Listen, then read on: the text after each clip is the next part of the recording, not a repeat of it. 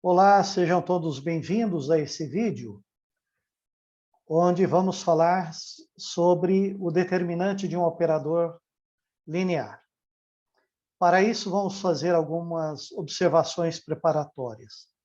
Nós vamos dizer que duas matrizes reais, A e B, quadradas e de mesmo tamanho, são semelhantes quando houver uma matriz P inversível, quer dizer, T inversa, de tal modo que possamos escrever o A como sendo PB vezes P menos 1.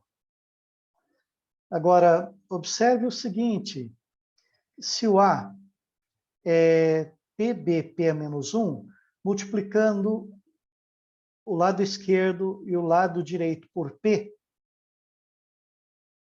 nós vamos ficar com o seguinte, AP igual a PB.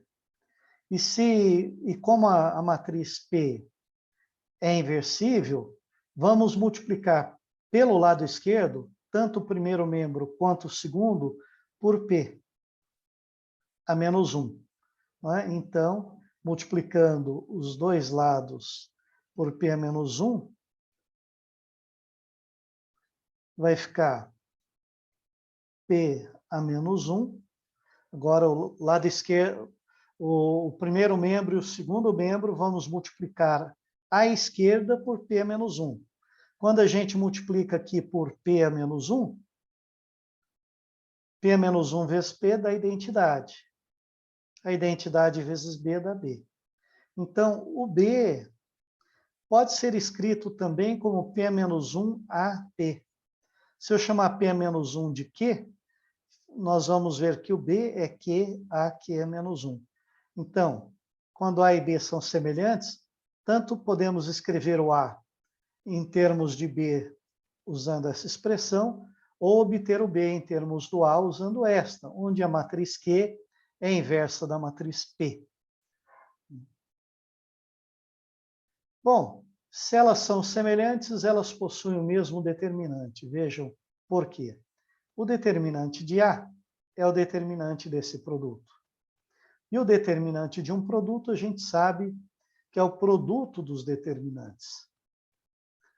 Aqui, eu não posso comutar o produto, porque o produto de matrizes, ele não é comutativo, mas usamos essa propriedade de determinante. E aqui, pessoal, já sabemos que determinante é número real, e o produto de número real é comutativo.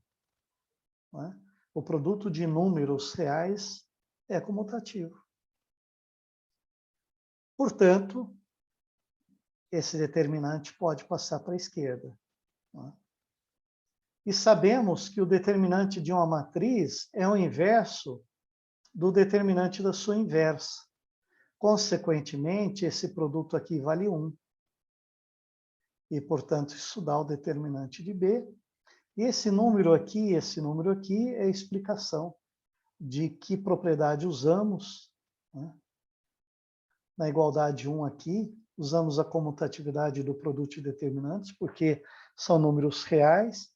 E na igualdade 2, lembramos que o determinante desse produto, ou melhor, o produto desses dois determinantes é o determinante deste produto, e esse produto é a identidade, e o determinante da identidade vale 1. Então, duas matrizes semelhantes têm o mesmo determinante. E o que nós vamos mostrar, então, é que, dado um operador linear, né,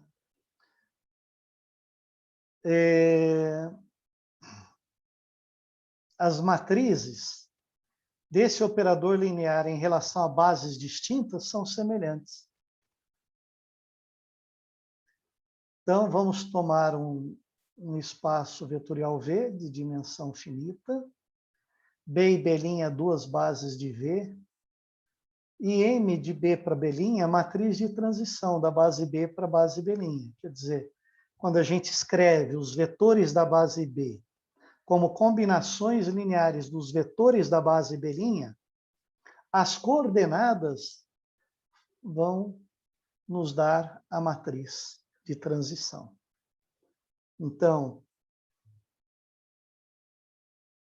quando escrevemos, por exemplo, vamos chamar de V1, V2, Vn, os vetores de B. Vamos chamar de V'N1, V'N2, V'N, os vetores de B'.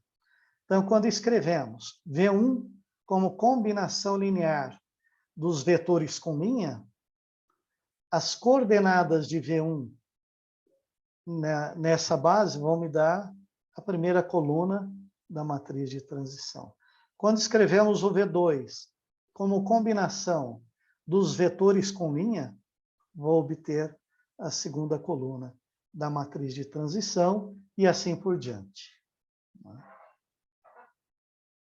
Vamos considerar agora um operador linear, e esse operador linear agora, uma vez que a gente chamou de operador, é evidente que tem que ser de um espaço vetorial nele mesmo.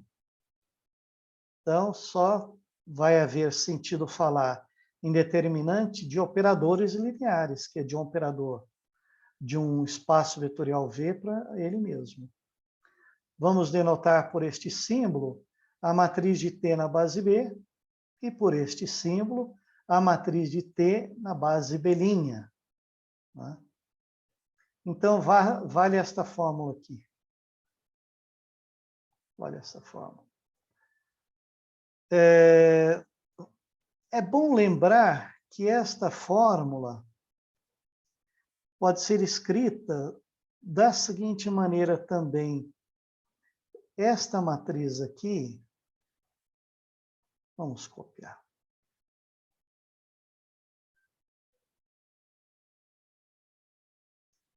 Essa matriz aqui, a inversa dela,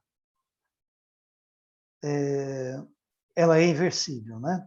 Então, multiplicando os dois lados pela inversa, pela matriz, multiplicando o primeiro membro por essa matriz, multiplicando o primeiro membro à direita por essa matriz. Veja que ela está à direita dessa. Se multiplicarmos essa expressão à direita pela mesma matriz, então ficamos uma matriz vezes a sua inversa da identidade. Então, se nós provarmos essa igualdade, teremos provado essa.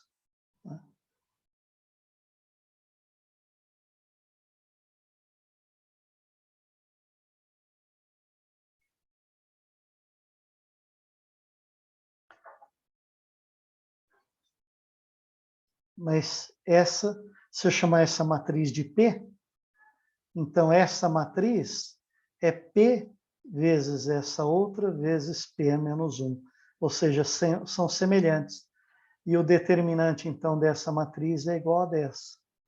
E no fim, então, a gente vai definir o determinante de T como sendo o determinante de sua matriz numa base qualquer.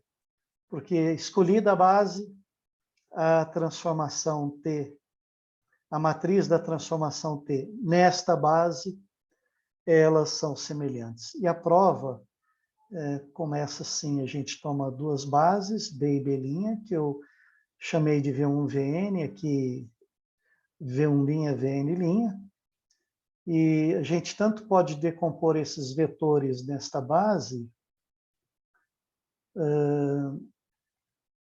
quanto qualquer vetor de V. Podemos decompor tanto na base B quanto na base B', não é? Portanto, aqui usando a notação de Einstein, né? Escrevemos um V qualquer como combinação linear dos vetores da base B'. Aqui escrevemos T de Vj, que é um vetor de V, como combinação linear dos vetores da base B, e escrevemos também o T de Vj', quer dizer, os vetores da base B', como combinações lineares dos vetores da base B'. Lembrando que aqui, como o índice I se repete, há uma soma sobre o índice I. E o J, que está aqui à direita, corresponde a esse J que está à esquerda. Aqui há uma soma no índice I, e o J daqui é igual ao J de cá. O J da esquerda é igual ao J da direita, e o I, que se repete, tem uma soma sobre ele. Não é? Então, usamos a notação de Einstein. Aqui tem somatórios que a gente omite. Né? E a gente, inclusive, chama que o índice que se repete, ele é chamado de índice mudo, porque se eu trocar o índice I, que é o índice que se repete, por outro, por exemplo, K, isso aqui é igual a isso. Por quê? Vamos suprir as partes intermediárias, digamos assim. Olha, essa expressão do lado esquerdo, usando a notação de Einstein, corresponde a um somatório em I de 1 a N. Não é? E neste somatório, se nós trocarmos a letra I por K,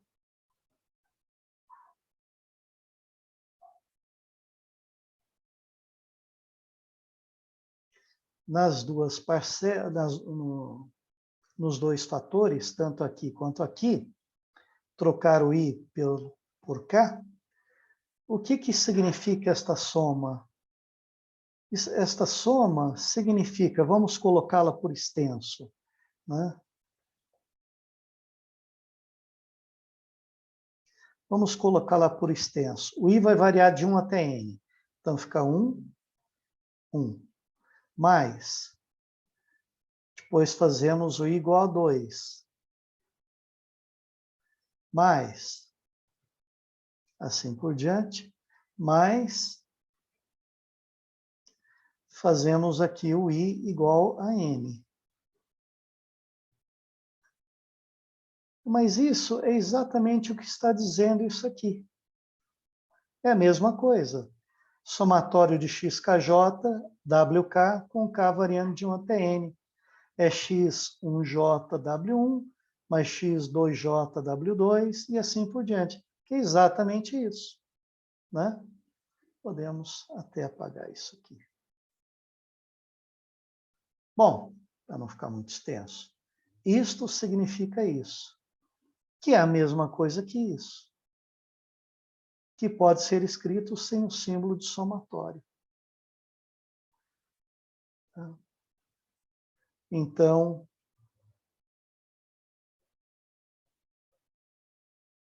as duas expressões são iguais.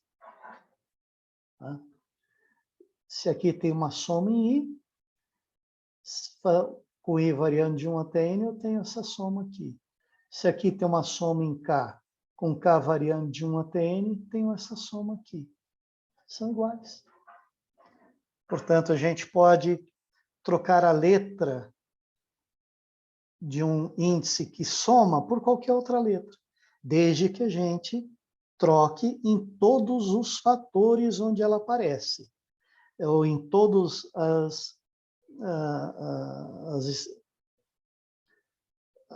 em todos os fatores onde ela aparece.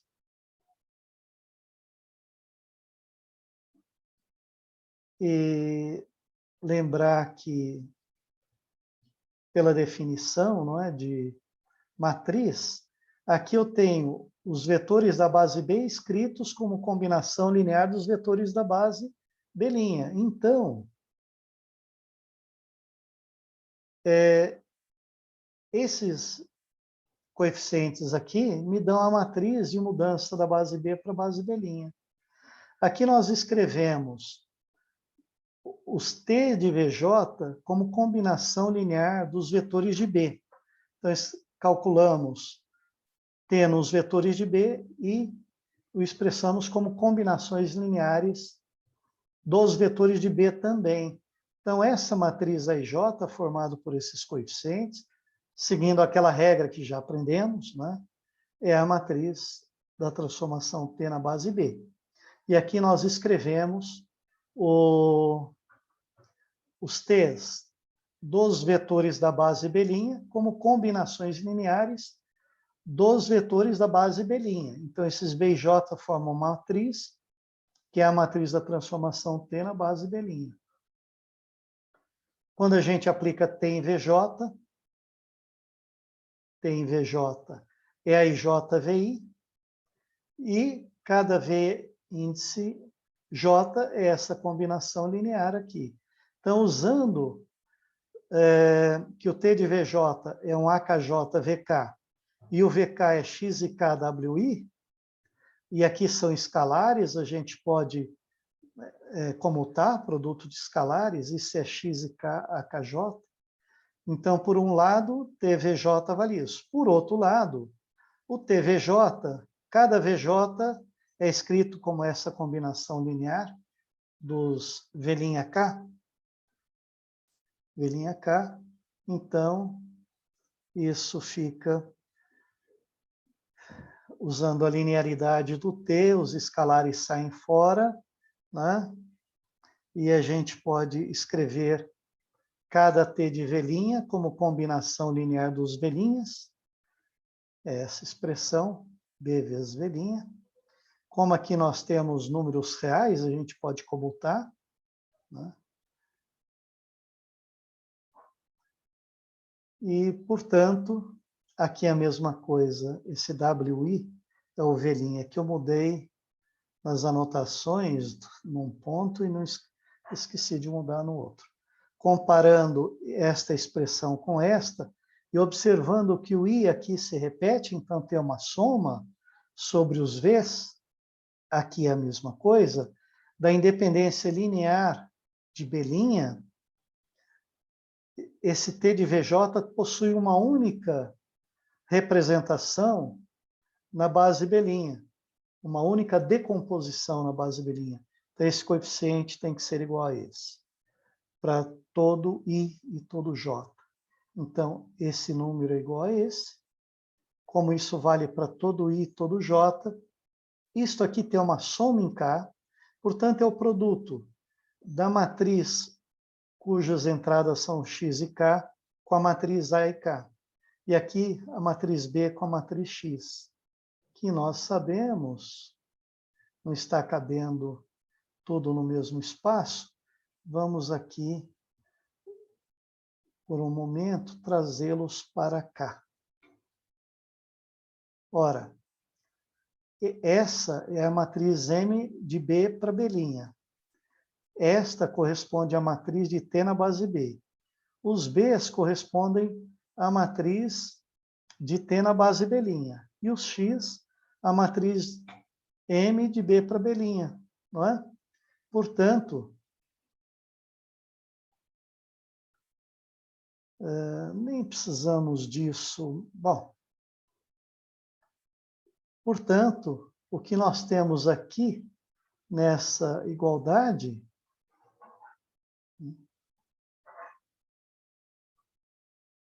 vamos até tirar isso aqui.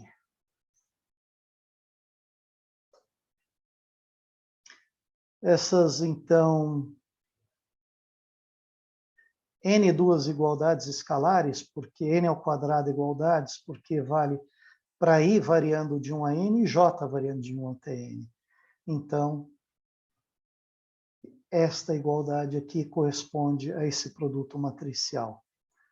M de B' vezes a matriz de T na base B é igual à matriz de T na base B', cuja entrada é essa, vezes a matriz de B para a base B', que a entrada são os X aqui. E isso, multiplicando aqui pela esquerda, pela inversa, não é? A gente vê que a matriz T de B e a matriz T de B', elas são matrizes semelhantes. Não é? Como elas são matrizes semelhantes, deixa eu apagar o rascunho aqui. O determinante delas tem o mesmo valor. E a gente aproveita esse fato para definir o determinante de um operador linear. O determinante do operador linear é o determinante da matriz de T numa base qualquer. A gente escolhe a base. Uma escolha ótima é a base canônica, porque é muito fácil calcular a matriz de uma transformação na base canônica, por exemplo.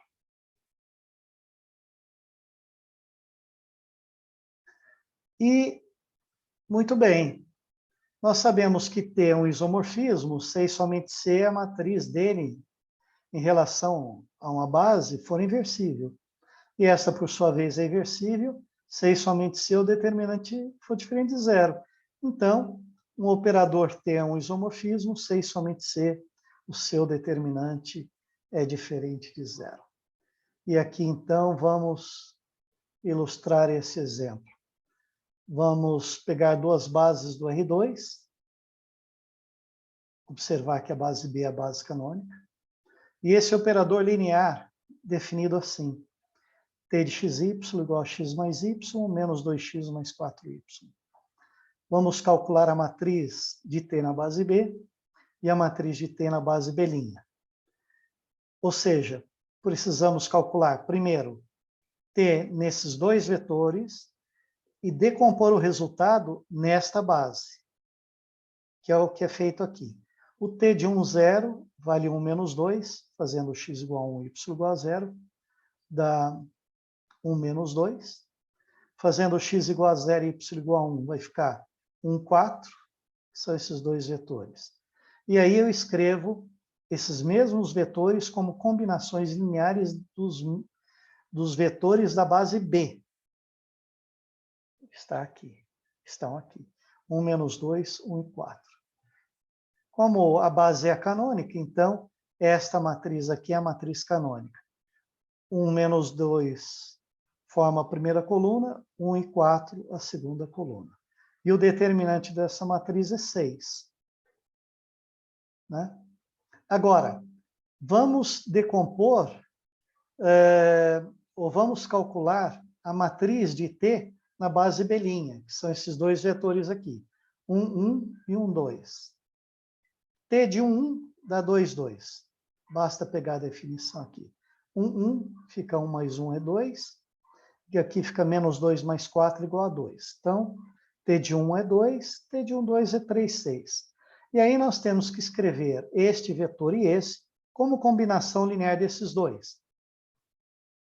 Chegamos a um sisteminha, né? Escrevo aqui A1 e A2, 1. A1, 2, A2, 2, resolve o sisteminha e obtemos que os coeficientes são 2, 0 e 0,3. Aqui fica até fácil, porque esse 2, 2 é duas vezes o primeiro, né? Então só pode ser 0 o segundo. 3, 6 é 3 vezes o segundo, então só pode ser 0 vezes o primeiro. E, portanto, a matriz de T na base B' é esta matriz aqui. O 2 e o 0 formam a primeira coluna, o 0 e o 3 formam a segunda coluna. O determinante dessa matriz é 6, exatamente o mesmo que da matriz de cima. O determinante da matriz não muda como mudamos a base, de acordo com o que já vimos no teorema. Por definição, o determinante de T vale 6. Como o determinante é diferente de zero, T é um isomorfismo.